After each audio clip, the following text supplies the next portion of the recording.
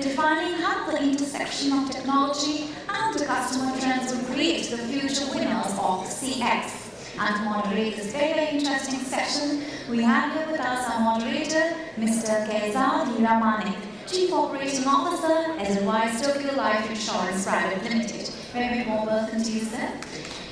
Yes, and with that, we invite our panelists, Mr. Punit Chahar, Head Digital Marketing Asia, OLX Autos, Ms. Sarkar Chelawat, Senior Vice President, Customer Obsession and Transformation, Axis Bank Limited, Mr. Varadharajan Ragunathan, Head Monetization and Customer Engagement, Big Basket, Mr. Anil Nandakumar, Global Head Digital Marketing, Birla, Mr. Aniruddha Mehta, Head Information Technology, Prince Pipes and Fittings Limited, Mr. Abhineet Sarkar, Innovation Leader, Digital Solutions, Tata AIA Life Insurance Limited, Ms. Pooja Verma, Corporate Vice President, Customer Experience and Grievance Redressal Officer, Canara HSBC Life Insurance Limited, and Mr. Siddhartha Kaul, Head Growth Market, Genesys India and SAARC. Ladies and gentlemen, let's get some energy going and give a huge round of applause for this really power-packed session that we have and panelists and moderator. Over to you, Kayzad, sir. Thank you, Lynn. And this is going to be difficult for me and more so for you because it is a graveyard shift, right? It's right after lunch. Typically, before lunch, you have people looking at you very aggressively. After lunch, they look at you very passively and lovingly. So, I can see a lot of love in the audience. So we're in luck, guys. Okay, so that being said, we've got a very interesting panel because it's a jumbo panel, as you can see. We've got 15 minutes to do it. And the topic is very interesting because, while I was here before lunch and listening to the previous panel, I actually noticed that there are certain sections of overlap between what they said and what we're going to be talking about. So we're going to keep this short. We're going to keep it very, very focused in terms of, how does technology and customer overlap in the post-COVID era? Because obviously a lot of things have changed, and ever since things have come back to normal, people have forgotten that COVID ever existed. See, I can actually see that I didn't see a single person with a mask on despite the fact that COVID is back. Okay, so that should tell you that we've all kind of grown a certain amount of invincibility. So that being said, let me start with my first question to the panel. Going through the pandemic and subsequent isolation, customers and service providers shifted very dramatically to digital offerings. Now that things are back to normal, how have your customers adapted and how have you adapted to the next new? So there's no new normal anymore, it's called the next new. So, I'd like to throw this question to Abhineet first. Since you're a brother from life insurance, how have your customers changed? Thank you, Kayzad, for setting up the context so concisely and beautifully. And I think more from an industry point of view, I would like to say that people post-COVID era, what we have seen, people have been very well acquainted with the devices, with apps, what they're using, right? You talk about telehealth, checking up a doctor, you have an app today. You want to make a payment, that has been the biggest shift for everyone. You use UPI apps, now everyone is so comfortable using it. The merchants out there are themselves asking for it. Hey, you can pay by UPI. So that's a whole change of experience we have seen from post-COVID. And if I want to say how we can continue, I think this is the place where we need to leverage this comfort which everyone has achieved today. We need to leverage this set of experience, give them more to it, right? And as I said, the other shift, which one of the biggest change I saw during COVID is the KYC part, right? And I tried to buy an Axis Bank credit card, and I went to a video KYC. So this was that tool which was initiated during that time to cater to the problem which everyone was facing. I think those kind of digital shift has made people trust all these digital applications, and we need to leverage this as far as we can. So that's what my take would be. So it's interesting that you said you wanted to buy an Axis Bank credit card because this question goes to Satpreet as well. Any problems in the process, you have customer feedback right here. But over to you in terms of how your customers change as banking customers, because banking is such an intimate financial service. I mean, it pervades our lives every single day. So how have your customers changed? Thanks, Kayzad. I would want to talk about three things actually. Like we just heard, right? As COVID came in, we did bring in a lot of digital. And the speed with which any organization could do it really mattered. But the speed with which customers took it up was, I think, that beat everything else, right? And as COVID is going away, at least we feel and I feel that trend still continues. Customers, fundamentally the trust of customers on digital offerings has significantly gone. You just shared the whole trend of UPI proves that. So the trust has gone up, and I think one of the imperatives hence is that we should continue very high momentum on continuing to develop more, continuing to putting it more out there because customers will absorb it, would want to go more and more digital. But the second complementary point I want to make here is that at the same time, once COVID went away, we did see customers coming back as well and saying, hey, digital is good and we want to be on digital. At the same time, for the more complex requirements, where the trust of a banking person, a relationship manager or somebody they trust matters, they do want to do more complex interactions with a human being as well. Also, in situations of distress, I think, if you've lost your card, if some fraud has happened, you do want to immediately get in touch with the customer, with a human being. So, I think post-COVID, the demand for just being in touch with a person also, I feel is coming back and it's not something that's going to go away. So organizations should be ready for it. And lastly, I want to say one thing that COVID and post-COVID has taught us in general is that digital is critical, but problem solving and troubleshooting on digital is super critical. So if something gets stuck, then how do you solve it?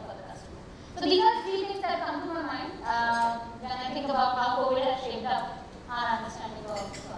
See, it's interesting that you say that, Sarkar, because recent studies actually show that 70% of the customers who move to digital have stayed there. Okay, so you're absolutely right. Some customers have gone back to the old way of doing things. But I mean, what a dramatic behavior shift in those 2 years that we've all been through. So, that being said, these were two typical retail, organizations. So, Anil, you come from a typical B2B, extremely dhanda-oriented type of business, with the piping. So, how has your customer changed as a, business buyer? Let's split this in terms of two things. When COVID struck, we were confused. After COVID, we are still confused. As what has happened is initially when COVID struck, people didn't know how much would it go on or what do we do. Since COVID is gone, every organization, every customer is still in that path where I'm not sure whether I want to do everything in person, I want to do everything digitally, or I want to do, get a path in the middle which is a sweet spot for both of us. So that's why I always say that we are still confused. But in terms of, let's start in terms of technology. When COVID came in, every organization adopted technology, every customer was pro saying because there is no choice. You have to do it that way, you have to do it that way. Even a B2B business, you have to carry out without the in-person contact and get it done and closed as soon as possible. We could do great business that way, things were very good, things are very good. That went on, but a lot of companies accumulated a lot of technologies. Today, we are at a spot, or any organization or as such, we are at a spot in terms of technology for customer, technology for internal use. We are also in that situation what to retire and what to keep, because that will be a major decision how you frame the complete experience of internal as well as external customers. Because in a kind of a B2B business, your marketing team is also your customer. I cannot ignore them. A marketing team becomes a customer for my distributor, for my production team. And same way, production team becomes a customer for my procurement team who is going to get me the raw materials. So that complete chain of experience, if what advantage we had is we could go digital on all that. We had a complete end-to-end process cycle closed. So that that got us a great edge, and plus a major push in customers also saying, if you have this on an app, if you have this as digital, I am ready to accept it, I am ready to learn. You tell me where do I grow as, because see, Dhanda, when I am doing Dhanda, a distributor typically will say, make you computer learn, make you systems learn. Absolutely. Today, that approach is saying, you tell me what kind of a database should I have. And that questions are intriguing and very, very good to have, and a good discussion to do business, because we all are coming on the same level. So the playing field in terms of technology is growing and at a pace where I think everybody needs to push. And that's where I would end my point. So Anil, this will set up the next question well for you. But Mehta, since you come from a very essential type of service in terms of big basket, you've got your instant deliveries, you're also delivering to supermarkets, etc. So there is a certain amount of urgency, and it is a very tangible product. I mean, you need to provide produce, you need to provide groceries, etc. How do you think this has, I mean, you were always a digital native to start with. So how has this changed for you other than the customers? And I keep saying this that post the pandemic, customers have become extremely militant. They are not willing to accept mediocrity. They are not willing to accept delay. So they expect service providers to have superhuman qualities. And I really admire you being in the position you're in. Considering people got to eat. So how do you manage that? Yeah, before that, I think I'll just give everyone here a small sort of consumer insight, because this is something that we sort of thrive on. I think a lot of people, like I think someone said here, were very quickly able to acclimatize themselves to the digital background, because lots of things that you thought had to be hand delivered, right, became digital and sort of faceless, right? UPI, banking, groceries, right? I think one of the things that repeatedly seems to be coming through, if you listen to a bunch of patterns, is that now people are trading up extreme good quality experiences, which is why you're seeing, for example, great growth on Airbnb, great growth in Taj hotels, and they're sort of trading down utilities, right? Banking, groceries, telco, and saying, look, I just want I either want extremely quick, efficient service, or you give me something over and top. For example, I just sort of smiling to myself before this session here when someone talked about Axis Bank fees. When I got down here, right, usually you hunt for change, right? By the time the taxi driver comes in, I just ask him, most people these days ask him for his phone number, and I wired in the money. Thankfully, because I did that, I forgot my specs case. Because of that, now I have his number. He said, don't worry, I'm going to pass by sometime in the evening, I'll handle it. It seems like there are lots of second order benefits to some of this. Going back to this, I think what now customers are demanding, either from banking, groceries, telco, or they say, hey, we had lots of time, right? We could sort of sit and shop for groceries from the comfort of my house earlier. Now suddenly economy is opened up, now I have to go to office, I have to drop my school, kids off at school, manage daycare, etc., right? How can you make my grocery experience better, faster, right? And I just got off like a bunch of research that they had done on ChatGPT. People are actually saying, when I get back home at 4 o'clock, let's say as a mom or a dad, I typically say, what healthy meal can I cook for my kids, right? Don't expect me to now say, healthy meal means Maggi, aspirita, hing, ginger, whatever it is.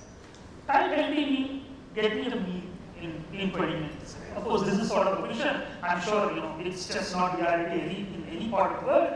But I think if you cut to 2 years hence, this is going to become a reality. Right? I think essentially, can you just make a lot of this commerce, especially at the utilitarian level, right? Banking, finance, UPI, very conversational, very easy.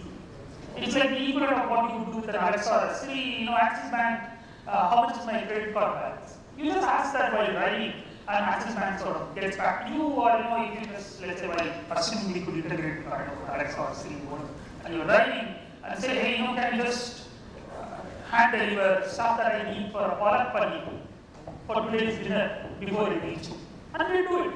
I think that paradigm shift of customers are now now saying don't start every conversation from zero. There's a residue of conversation that we've already had. Pick up the pieces from there. Make it faster, quicker, right? Get me the essential stuff better, faster, get smarter. Yeah. I don't know if the way to sort of succinctly say, customers are there, get smarter. Don't be this super people, right? Where I have to tell you everything each time, right? It becomes, I don't know, Sheldon Cooper, right? Get stuff done faster is broadly what. So, Radha, you remind me of that famous joke that was floating somewhere on the internet where, a person wants to order pizza and the delivery person, the order taker actually tells them, you can't eat this, you can't eat that, you're on this medication, so therefore you can't eat pizza. Yeah. So, I think if it gets that smart, we're all in trouble, especially as we're aging. But that being said, this was a very good opening, primer to this discussion. Now, going to the second question, there's a lot of buzz around WWW 3.0, there's AI, there's the metaverse. So, there is a lot of excitement around this. And I think in the previous panel, I think people alluded to the fact that, what are the use cases for ChatGPT, for example. And some people talked about it, you talked about it as well just now. So, coming to Anil, again, you are from a, classically brick and mortar, B2B type of institutional buyer-seller type of business. How do you see these things affecting your life especially? Thank you, Kayzad. Just before we started, Kayzad, you and I were discussing, one of our biggest challenges, at least for me in the organization, is new technologies coming in and all of us getting super excited. Wow, ChatGPT, yeah, let's do this. Let's build an app, let's launch it. For us, purely from a business point of view, the first lens is what value does it bring? And what is that my customers really looking for? What is the pain area? What is the value chain looking for? And then based on that, how do I align a solution? Technology is right. I'll give you a very quick example. And I'm going to sound a little old school now because you guys have such advanced examples. We supply to the global who's and who's of the tire manufacturing world. And when we hit COVID, one of the biggest plays was how do we integrate systems, right? Very simple problem, right? मेरा SAP है, तेरा SAP है, बात क्यों नहीं करता, right? नहीं बात करता, right? So I've got this heap of paper that has to still go, otherwise I won't get paid, he will not get paid. How do I solve that problem? There were very small startups that we engaged with to start aligning on a solution. Right? So, we did not say, "Bhaiya, technology kya hai aur hum kya denge?" We actually went the other way and we said, "Okay, this is my value chain, this is my impending problem. How do I solve it?" A huge problem for a business like the one I'm working for now, carbon black. Carbon black, I call it second to ether. Anything and everything that is black here today has it, by the way. Did you even know that? Now, for me to build awareness of what is carbon black and how important it is huge because that's what can drive my top line, it can drive my bottom line, it can extend my product lines.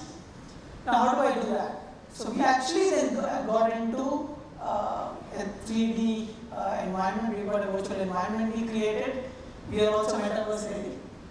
Okay, we are metaverse ready for the time that our customers will be metaverse ready. But saying that, it is a completely 3D immersive VR experience that can be run on a platform, on www, on your standard browser, mobile, whatever. Idea is very simple. Carbon black करता क्या है, कहाँ पे जाता है और उससे मेरे को क्या value मिलेगा. Simple as that, and it hits the entire value chain. And just based on that, we've been able to create enough traction that we've been able to 3x our inquisitiveness score that we measure on the digital plane. Interestingly, because of that, we have had a huge push on other digital channels, which has led to a huge amount of lead generation as well. So it has been the other way, Kayzad, for us. It has not been, okay, I have a ChatGPT, what do we do? ChatGPT, by the way, we are looking at very closely, and we are piloting a few projects purely from a content perspective. Right? Content is a very important part when it comes to digital. Right? How do we systemize that, make that more modular, and have more polished stuff by spending less. Right? So I'm sorry, not a very exciting answer, but a more valuable answer. Yeah, I mean, it's different story for different folks. I mean, everybody has their own use cases. But Punit, I mean, you come from a very, interesting industry, OLX Auto, everybody in this country is waiting for their car to be delivered. And the last I read actually in the newspaper, especially in Bombay, was that car sales have actually fallen because people aren't sure when the car will get delivered. So, that being said, how are you addressing, the customer who wants, to buy something big, feel good about himself, but is not necessarily able to redeem that pledge for himself? Okay, so one small correction here. So in India, we do not sell car to the end user. We just buy cars. So if you have a car, you are my potential customer. Okay. Before pandemic, if we look at our business processes, we had our stores, and customers used to come to our store, get the car inspected, and then we will run auction and do all those backend systems. We will communicate the price. However, as my co-panelists already said, the change in consumer behavior happened during these last 2-3 years, and hence we also had to change our business model, and we started going to the customer. It is like home delivery, but it is the other way around. We are doing home inspections. So we will go to the customer's home, we will inspect the car, and in the process, then we close down our stores as well. They became redundant.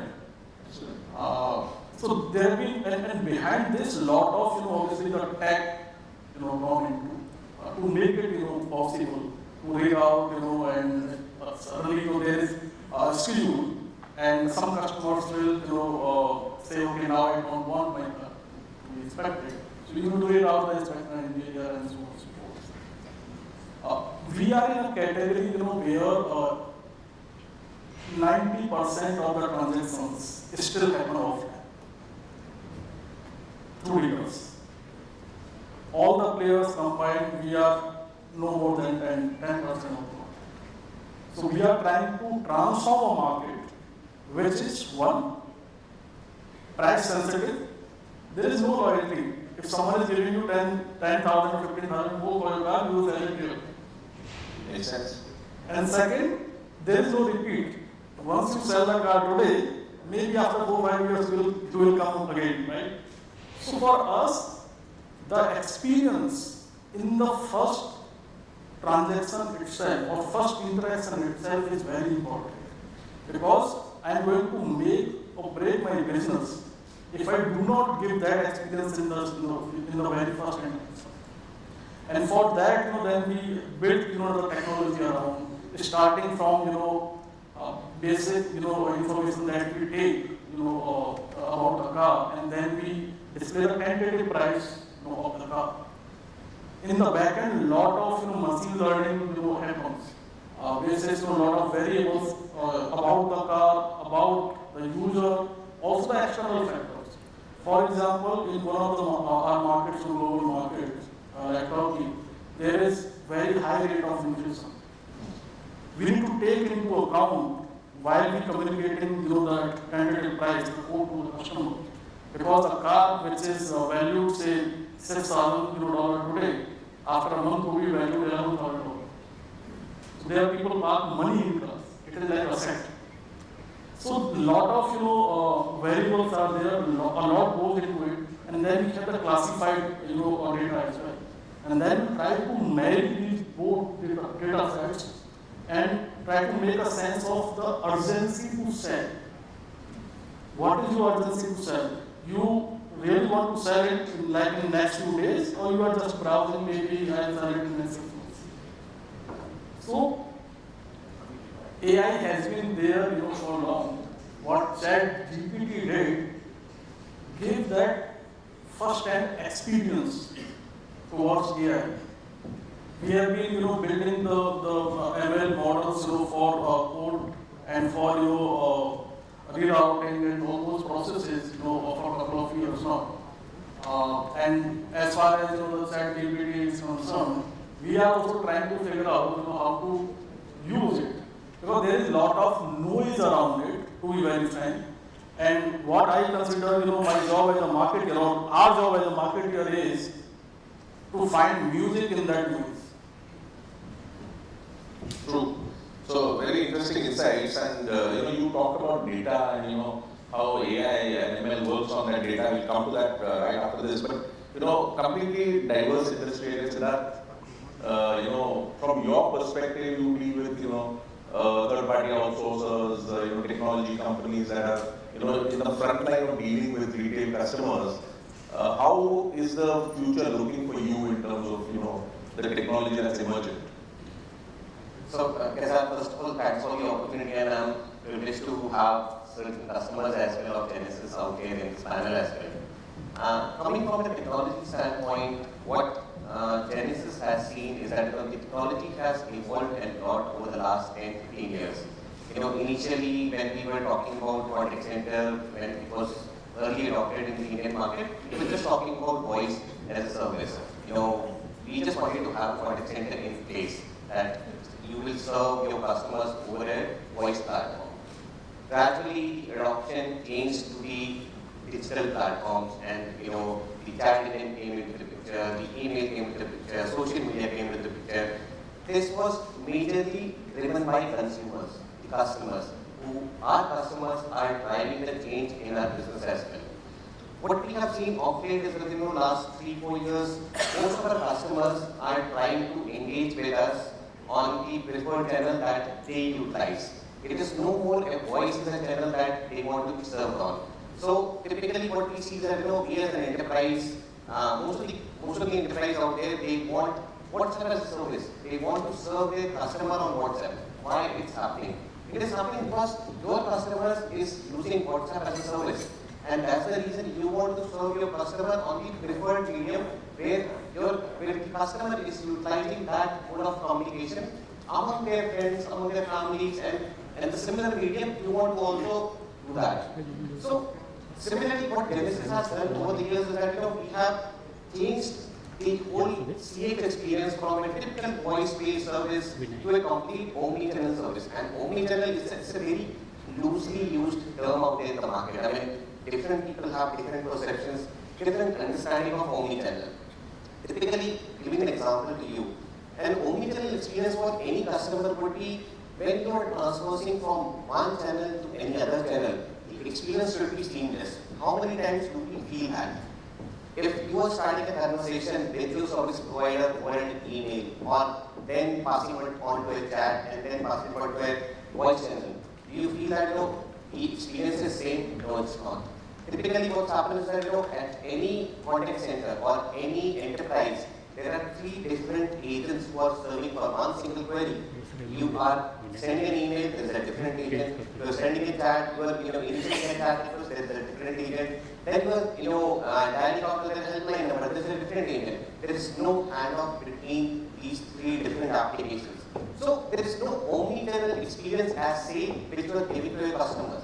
So from Genesys standpoint, what we are doing is that we are having a seamless handoff between not all three, but any channel from which your customers, your consumers are reaching out to you. So that when an agent is speaking to them, when he is really educated and has escalated to the highest level, the agent can give that number that Mr. So-and-so customer, I understand you have reached out through SMS, you have reached out through email and chat. Is it with respect to the same issue that you have called us? That is a different experience altogether. And what we are missing, and the question that you mentioned on the Web 3.0, the metaverse of the world, this is definitely a buzzword. We are still in the initial stages of this in terms of understanding how this evolves, how the use cases will be adapted, how enterprises will use this. But the major core in the whole element we are operating is that the Web 3.0 is predominantly utilized by the millennials. So in India, we talk about almost 27% of the Indian population is less than 25 years of age. And this is the new generation customer for all of us. And these are all digital natives. For us, it is very hard to change and adapt because, for any human being, it is difficult to unlearn and learn new things. But for these people who have grown in this era only, these are digital native people who have grown adopting these platforms, these technologies, and they want to be served on that platform only. Just to give an example, many of our children, would be utilized, would be in the gaming segment. They would be doing online gaming. There is a company called Roblox. They have an online subscriber base of 143 million, and they started just 3 years back. Just imagine the scale, 143 million. And now to serve those younger generation, many of the large retail segment, retail players out in the market are having an online presence, are having a Meta presence just to be present in front of them so that they can be relevant to those people who are the next generation customer of these enterprises. So similarly, organizations like Genesys are also trying to evolve and adapt to the new age metaverse Web 3.0 so that we can also be present in that meta world to serve those customers, because as I mentioned earlier, all those customers were only voice driven, then digital driven, then wanted to be served on WhatsApp as a service because our consumer drove that conversation to WhatsApp. Now the conversation will shift from WhatsApp to Meta in the years to come. So we have to be ready in terms of serving our customers to give them a platform where we can give them the technology which can enable them to converse with their customers on Meta. Excellent. That was a very, nicely flown answer. In terms, I have been a victim of Roblox myself, with the amount of online merchandise I have to buy for my daughter. So I can tell you that it is a very, very interesting database that you're servicing. And you mentioned that there aren't that many Indian millionaires. The children of all Indians are going to be millionaires at the rate, our income levels are going up. So, that being said, this brings me to a very interesting cusp in this discussion in terms of, we've talked about, customer behaviors changing. We've talked about the technologies, that the customers are adopting. But there is one thing in the back end which is actually, the real game changer, which is data. Now, this data is getting generated both from structured interactions, from unstructured interactions. And I'd like to know more in terms of how people will use data, especially in service provision companies, to add to the next generation of experience. So, Pooja, your thoughts, considering you're another fellow life insurer, and we specialize in extracting data from customers. So how do you see this going? So thanks, Kayzad. Like you rightly said, we are expert in collecting data. Yeah. And I think last 2 years, like everybody mentioned, the digital journeys all of us have taken, so we have enough and more data actually. And the current challenge, or I will say the current stage we are in, is to understand how to use that data, how to convert insights out of it, how to create linkages out of data, because you have a lot of data in silos you're collecting from your various digital assets as well. So data availability is not an issue, but yes, the journey which at least now we are focusing on after having our digital assets in place is basically to create a layer where we can understand the data, where our data can talk. It is available for our people so that they can, when they converse with the customers, they can use the data and not literally the data but the insights, the information, so that that kind of customization or the kind of experience you need to give it to the customer, you can convert it into that. So for that, to convert the data into information or insights, we are working on something called customer 360 degree. So from the point we know about a customer or a customer till the end, he has been a customer, even if he is kind of matured from our policy as well. Even after that, that data inside and his preferences, how he wants to deal with us, how he, what are his preferences, what is his family, kind of details in there, so that there's a cross-sell and upsell which can happen. So the biggest thing we are working on is getting that all together and let the data speak, because data is typically, in numbers, in Excels, and, in tables, but how to convert it in a language. Data, when I look at it, that's how we actually internally see it, it's a language.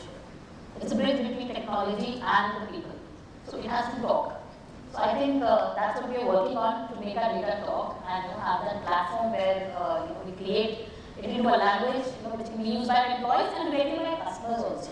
That's why we are focusing a lot on creating DIY journeys and self-serve platforms. So that not only our employees are able to serve the customers, but our customers are able to manage their policies and serve themselves. I think that's the age we are moving in, and that is where data plays a lot of role, because it helps us also with our future roadmap, that where we need to focus and what we need to give to our customers as a platform. That's a very interesting way of looking at things. But Vardha, in the previous question you actually talked about, if a person is buying paneer and he's buying palak and he's buying ghee, then obviously he's going to be palak paneer. So I mean, how much simpler can data be? But any thoughts from you, because I actually worked for an organization in the past which actually created socio-economic segmentation to give loans to the food that they consume. That's data talking to you, right? Like if you eat a particular brand of basmati and a particular brand of paneer, then you're obviously a cut above the others, etc. So how do you guys manifest that data? Yeah, great question. I think the way I sort of think about it is, I think that squeezing out of data, right, was a great sort of theme in the last 3-4 years. But I have this sort of mental model that just like a sugar cane, right? You can't get the sugar cane to go inside the machine 5 times and hope for the same amount of juice, right? I think there's this law of diminishing returns. I think what now most organizations need to do is to think beyond the data that they have, right? And look at third-party data that is textured and contoured to see what is the insight that they're missing out of. Sort of classic metaphor of this out-of-the-box thinking, right? So I think, like for example, I could just tell you, hey, if someone is buying surf and he's buying a larger pack of surf, etc., should we just sell him a 5 kg pack of surf? Right? That's probably what your internal data would say. But then, if I actually went and talked to that customer, I probably would know maybe his family size has got increased, maybe he's premiumized.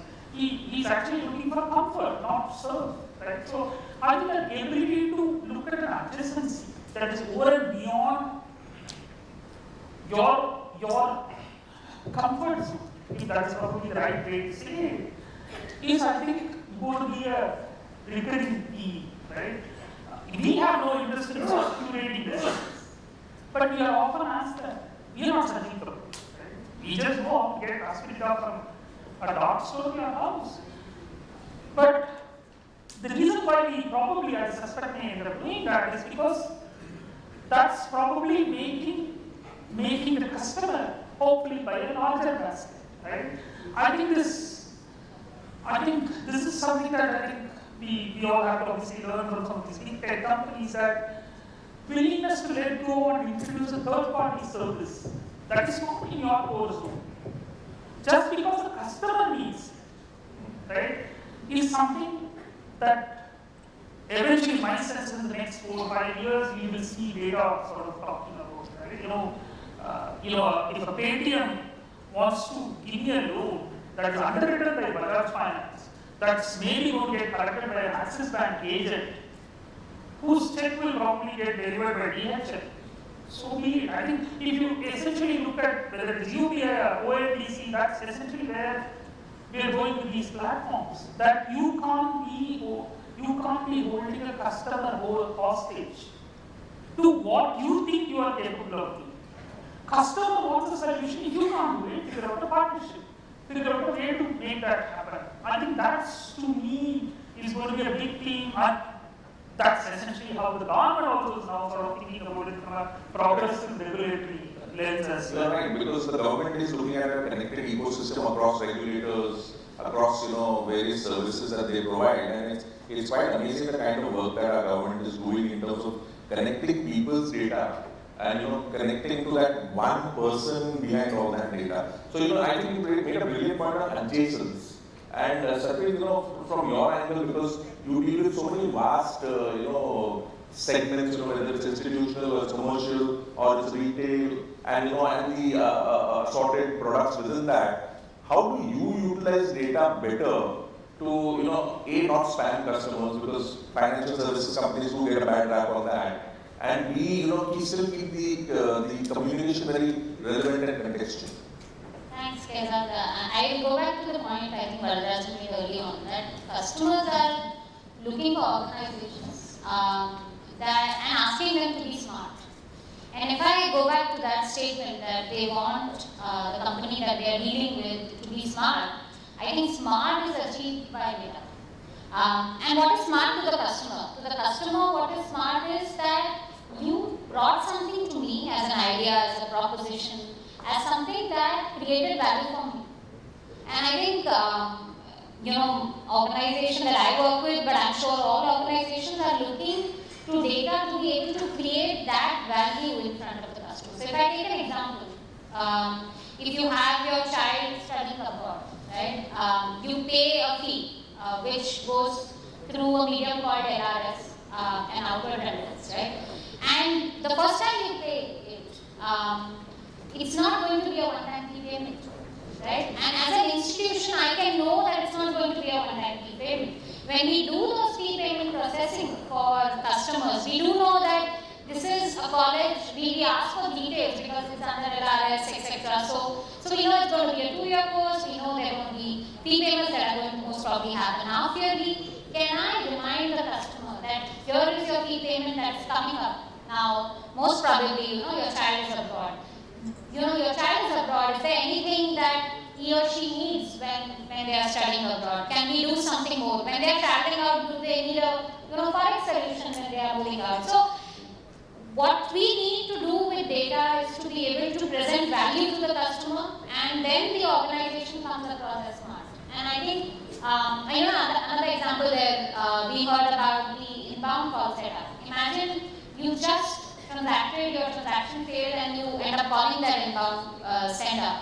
Can the person there immediately say, I know, ma'am, that your transaction failed, here is the solution. So data, yes, adjacencies are huge in terms of potential, but I don't think as organizations we have yet been able to establish value creating data use cases for customers that seamlessly, and I think there's more work that can be done there. So these are few examples that come to mind. Abhineet, and you being the digital guru of Tata, how do you see this happening? Because your customers are transacting all the time and generating huge amounts of data. So how do you make it smart? Yeah. So I think no data is always here, right?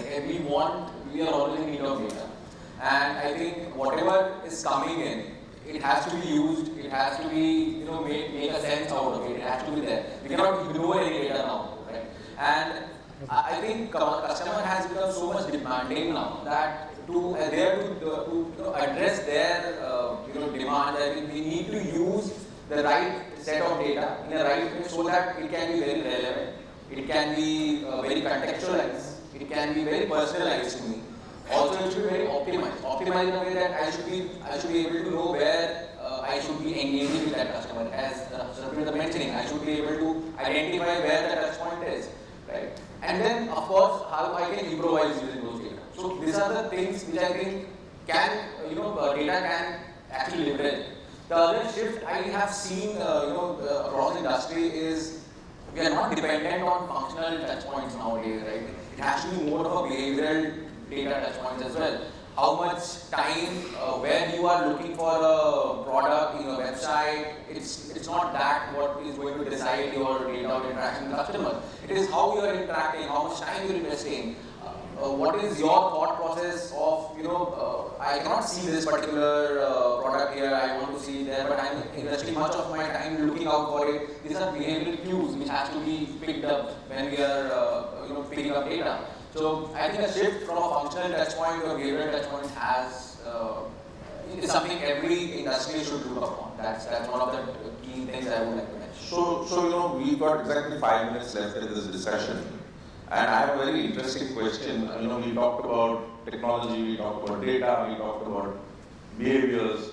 After all of this, what is left in the hands of the human being.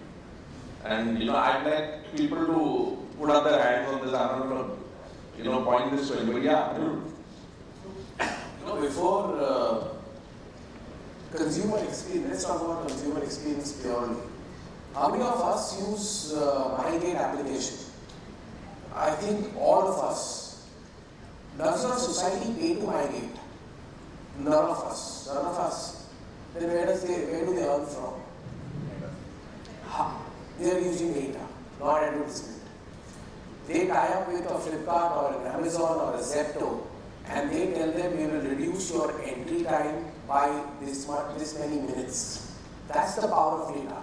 With that, they are also enhancing customer experience. If you order from Zepto, and as soon as the Zepto guy leaves the Zepto office, you get a notification saying that this guy is going to enter, give him an auto approval. So you neither get a call, you neither are doing two kinds of approval, and you also know the Zepto guy is coming out.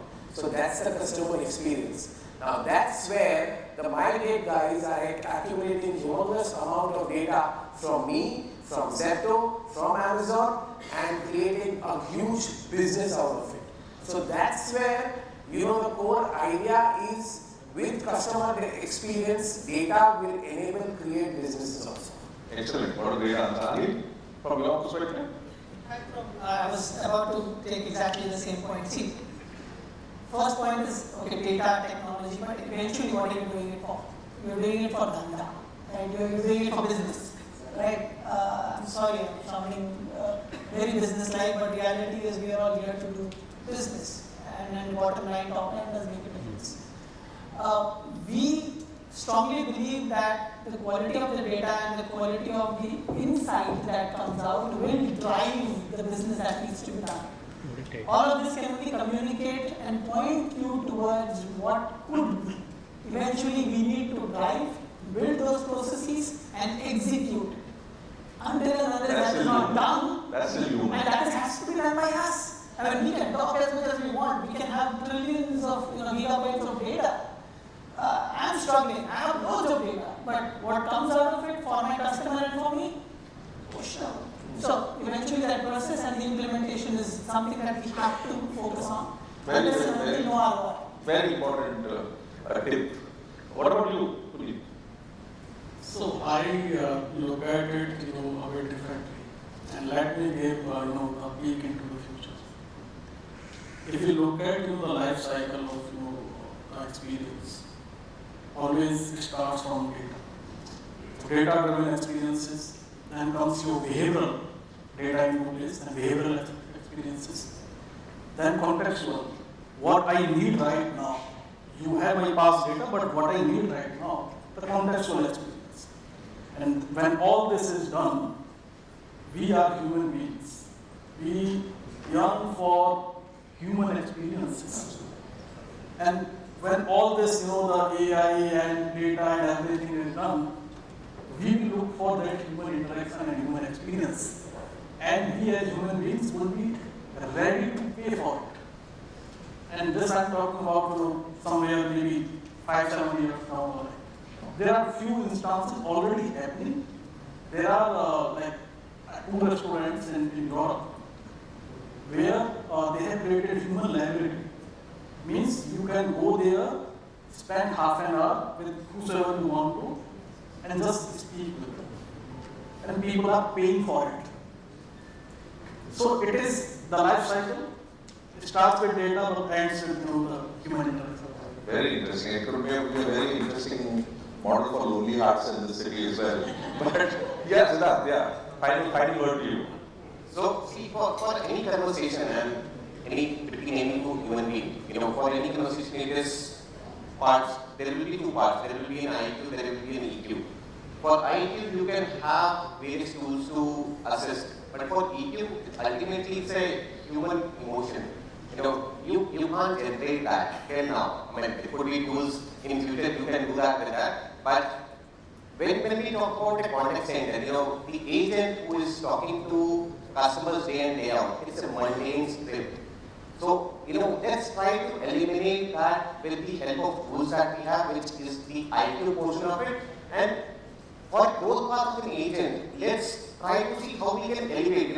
Every one of us have the same issue. What's the growth path of us as an individual? What's the growth path of an agent who is having a conversation with your customers day in, day out? What do you see in them after 1 year, 2 years, doing the same thing again and again? So let those agents be the SME. They take the complex job, and all the mundane job, all the normal things would be automated by the tools that we have around us. So the IQ part can be taken care by the tools that we have, and EQ part would be the conversation, the emotions that we impart on each other in the conversations. Lovely. So with those golden words, we end our panel. Thank you. You've been a wonderful audience, and thank you to the panelists. Great thoughts and very diverse views. I'm sure we all learned a lot. Thank you. Thank you so much, Siddhartha, and thank you so much, panelists, for such an interesting session. And we would like to present the token of appreciation to all the panelists. I request Kayzad sir to please hand them over to them.